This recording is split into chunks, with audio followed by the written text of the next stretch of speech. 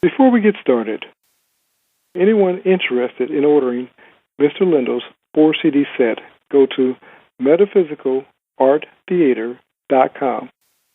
For those in the U.S., you can order physical copies or the digital downloads.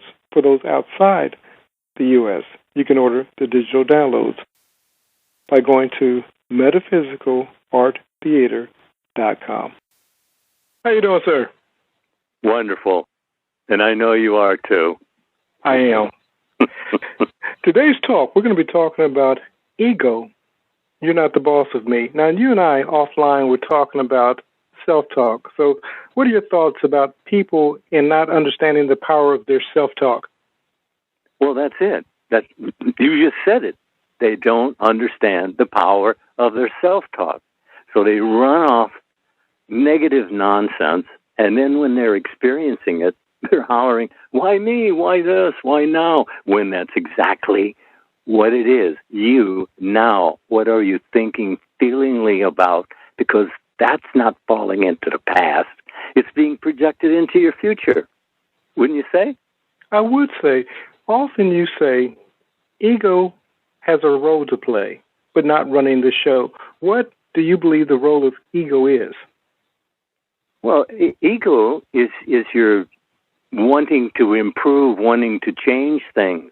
It's also desires, but it's not wrong in any sense, because there's, first of all, you have choice to choose the day, and your thinking feelingly is choosing your day.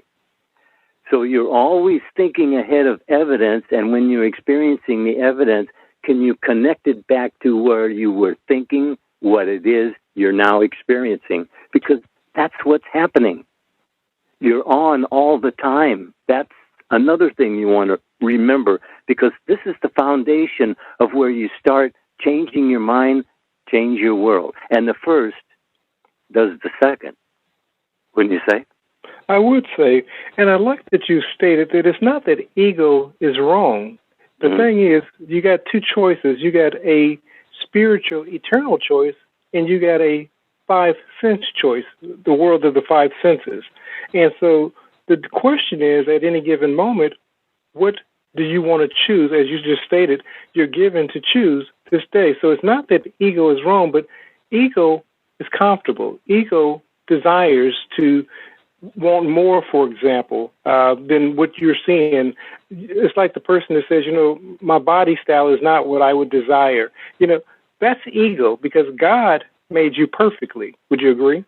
Yes. Everyone was born innocent, right? And then they are told that they were makers of themselves.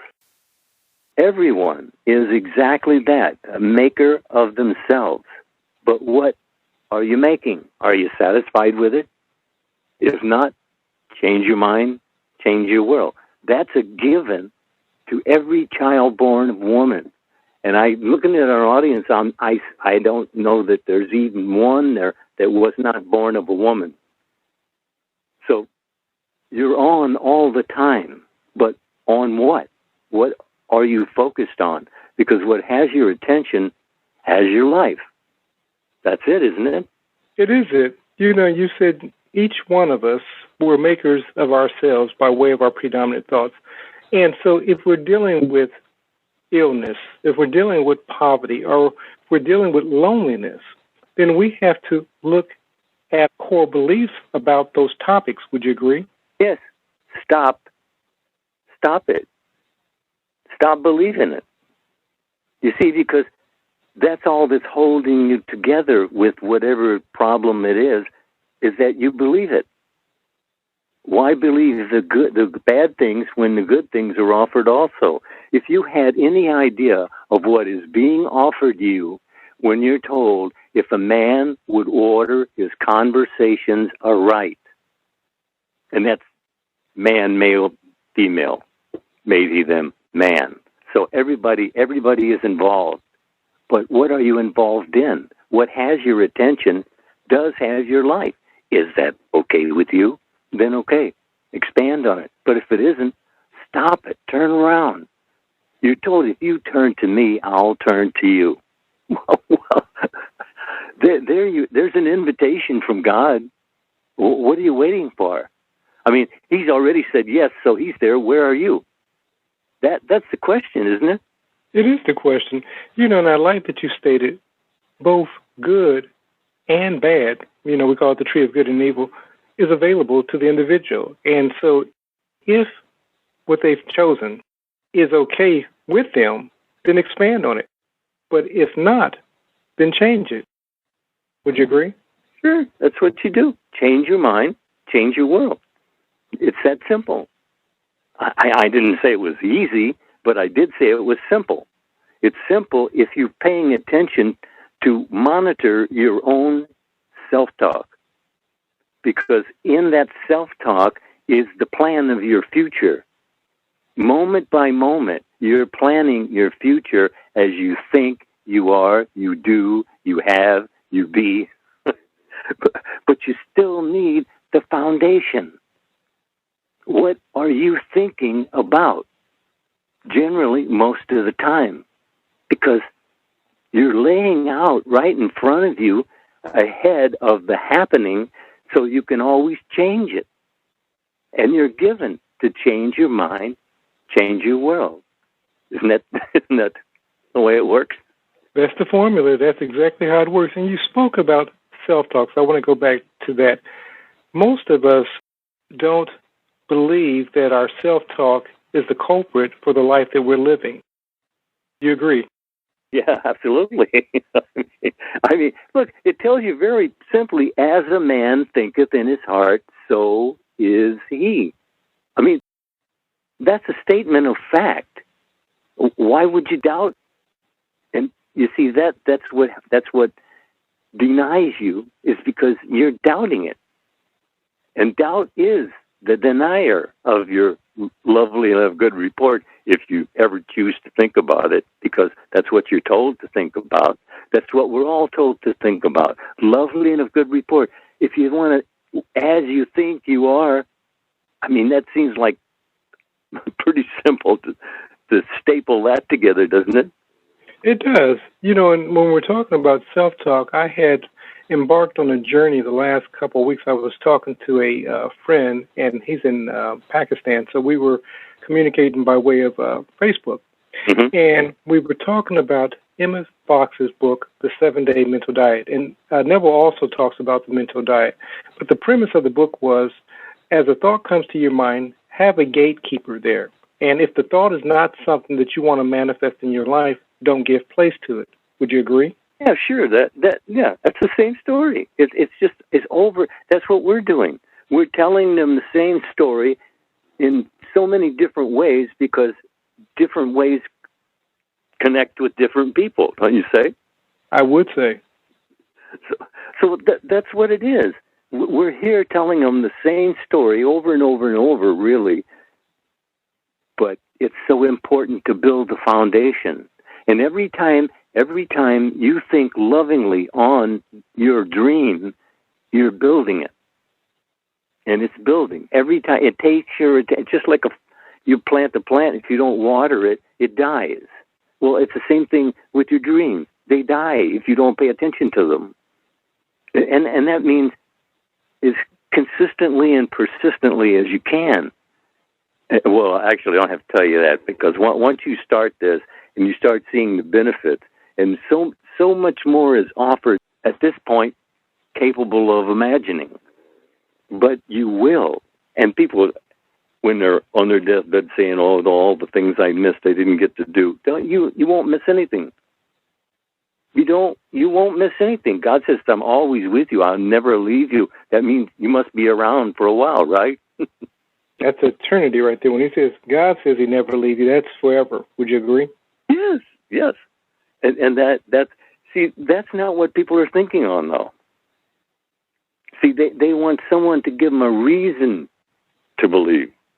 And if listening to one of our talks doesn't give you a reason to believe, I don't know what will, do you? I don't. And you actually bring about a valid point. I know that many people go from group to group, to teacher, and what they're hoping is to hear something that they find agreement with, that they think is going to miraculously change their life, but it won't miraculously change their life until they begin to change. Would you agree? Time slot after time slot after time slot. Nothing changes until you change your mind to change your world. You were given choice by God himself. And he's not going to tap you on the shoulder and say, well, no, I don't think that's a good idea, but because he gave you choose this day.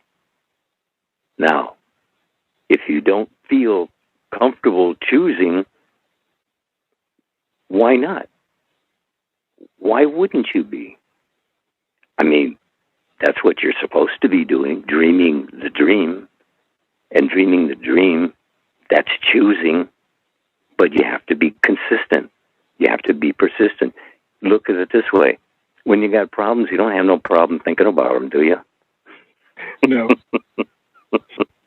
That's true. And a lot of times that's what we focus on most. There was someone that was fairly new to the community, and she was dealing with some particular issue. And, of course, so she reached out to the community, and people started giving their advice. And, of course, I'm full of advice, so I have no problem with giving advice.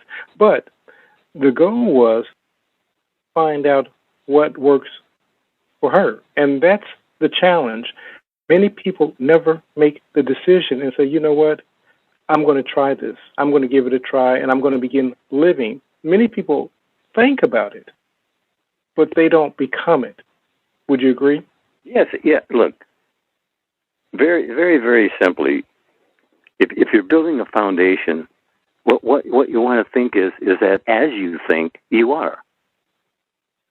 That's a very simple statement, but Scripture has repeated it over and over because it is a foundation stone. And that's what you want to focus on when you sit in the silence. Be still and know that I'm God. With you always, will never leave you.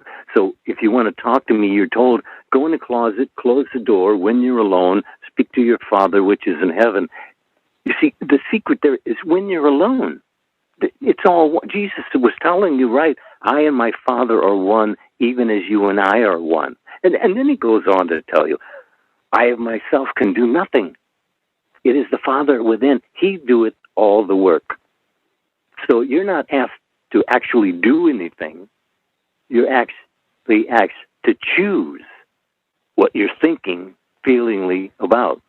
Because feeling is the secret. And one of Neville's first books was Feeling is the Secret. And I know you know about it, but it was wonderful. I couldn't stop reading it. As a matter of fact, I have read it recently because he's telling you the exact same thing. As you think, you are. And you can choose to think differently. And that will change your mind. That will change your world. Because God said so. Isn't that proof enough? It should be. And the thing is, the challenge that each one of us face, we named this talk, we're talking about self-talk, but ego, you're not the boss of me.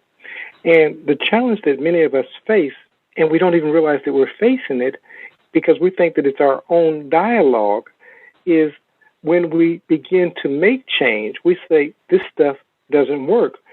I'm not feeling better. My health hasn't changed. My relationship situation hasn't changed. My money problems haven't gone away. And what we don't realize what's being said is, the universe says, be it unto you according to your faith. Would you agree? That's it. As you believe it is. Not why you believe it. Not how you came to believe it. But what you believe. And you believe a lot of things. And when you were a child, you got all sorts of ideas.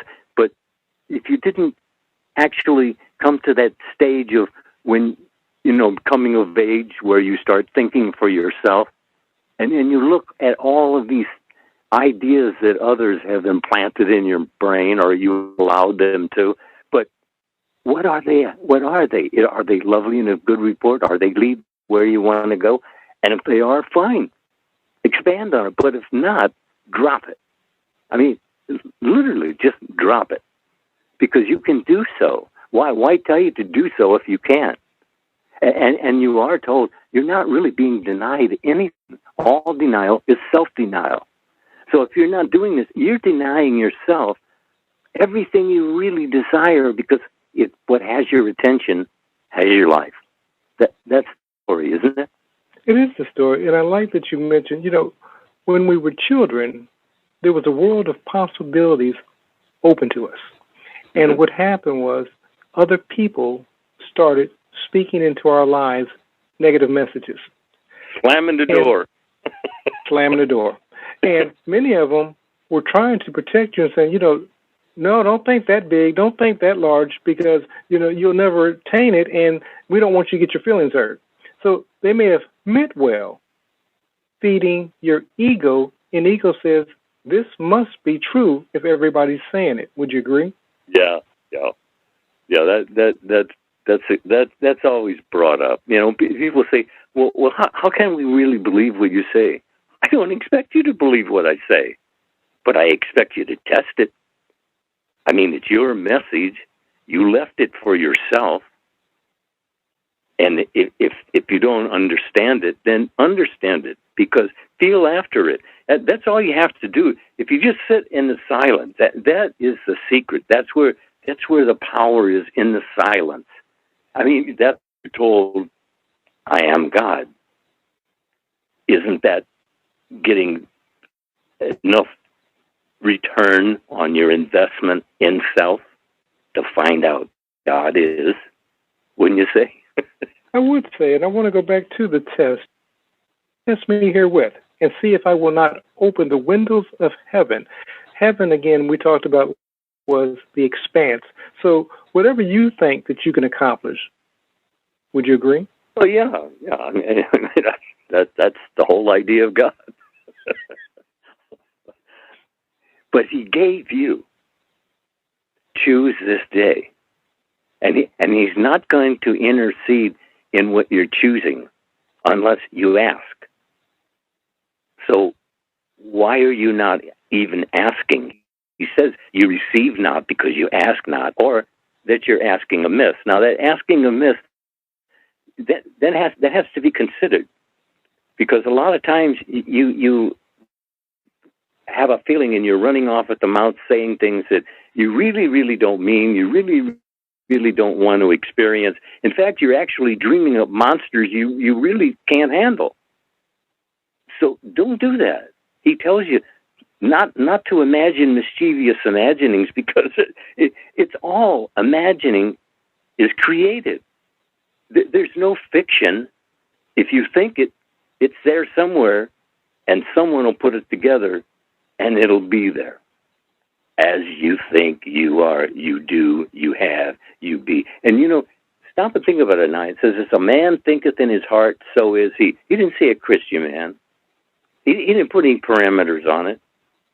So whether you claim to be religious or not, that doesn't really matter. You are alive. God is all life. I am is given to say a valid say. You are given to say a valid say.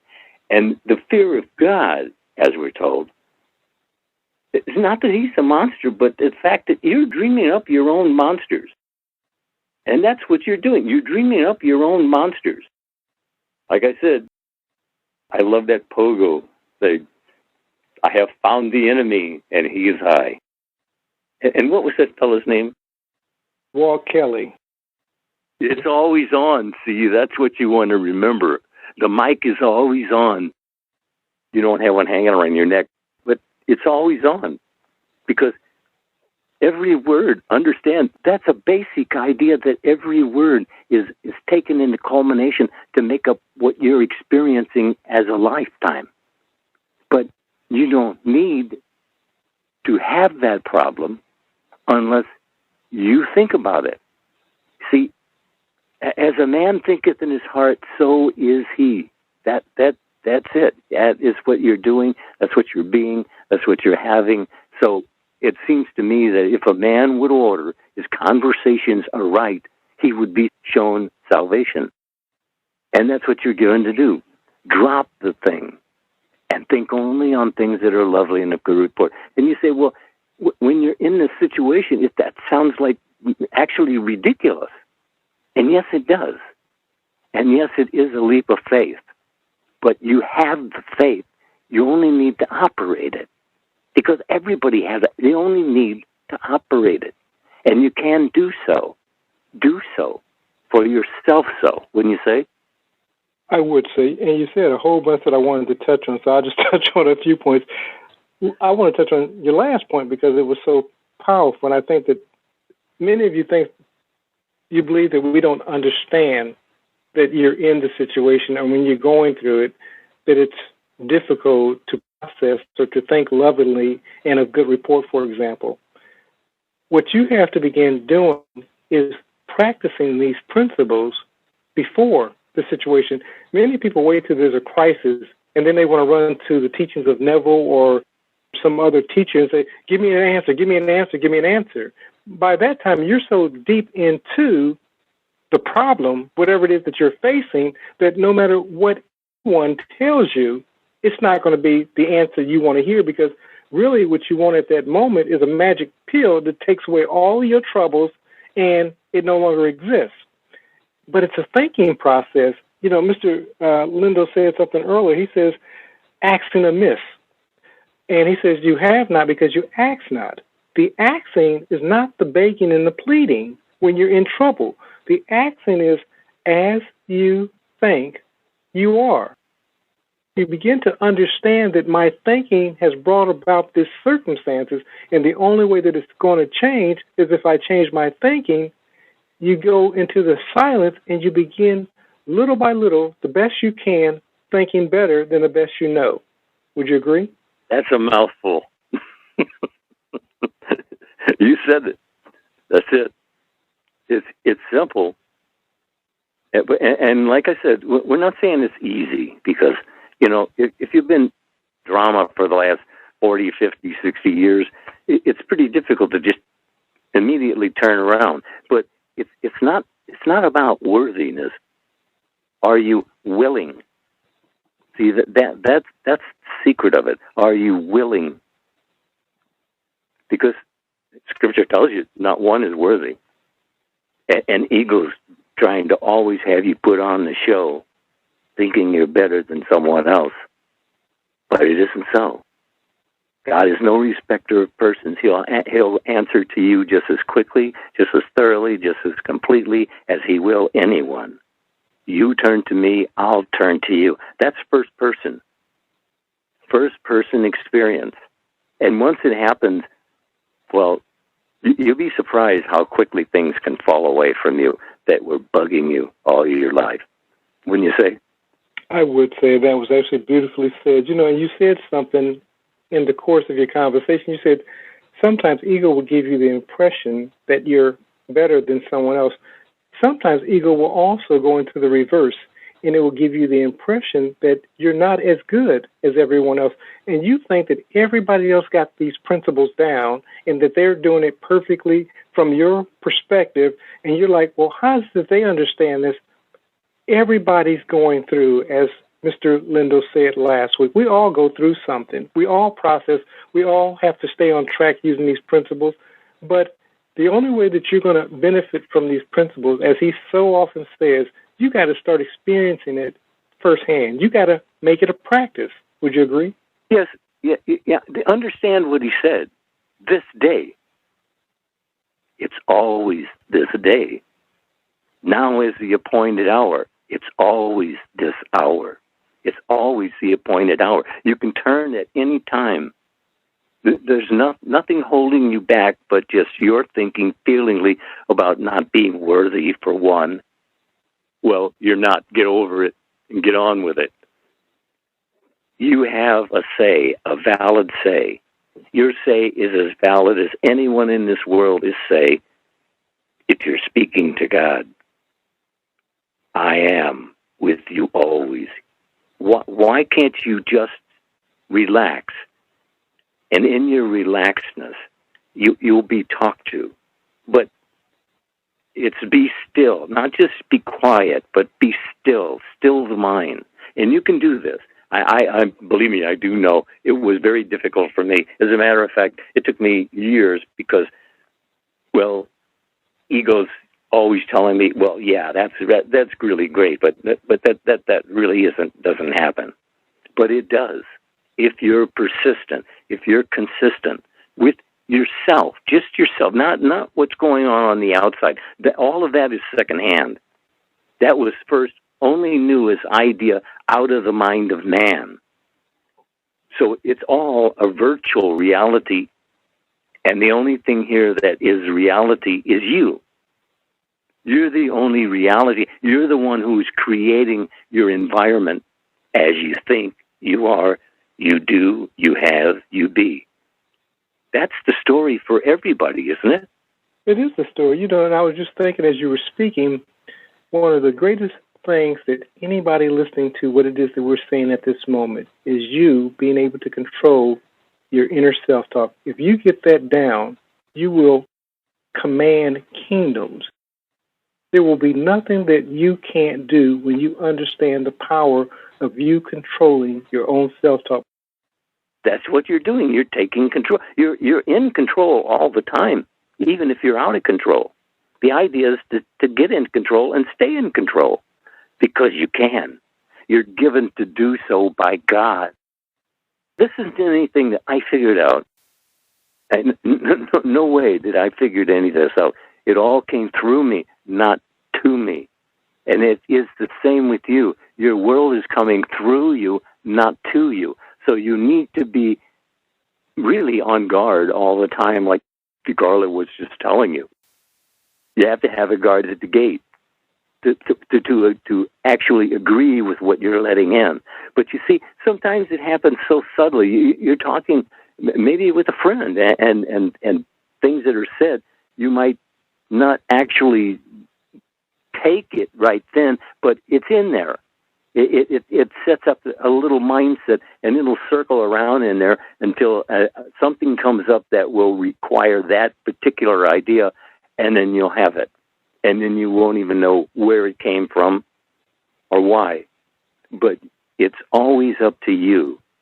You think feelingly, and your thinking feelingly is your everydayness experiencing. That's the way to see it, isn't it? It is the way to see it. And the thing is, you were talking about conversation, and you said you probably won't even recognize when it was said. And it's so true. I was thinking about a conversation you had with a gentleman that was doing work in your house, and he said, about those rich people homes, and you said he didn't even recognize what it was that he said. And often we say that. So we say rich people's homes, or we say rich people are mean, or rich people, you can't trust them. And then we wonder why we're struggling in poverty.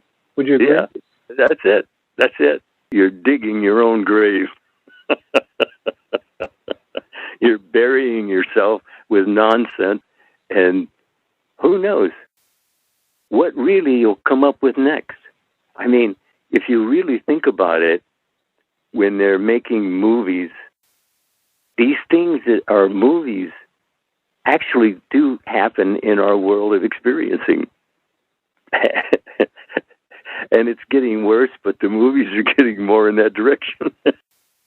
It's kind of strange that we have the power and we don't know how to use it. And that's exactly what it is, isn't it?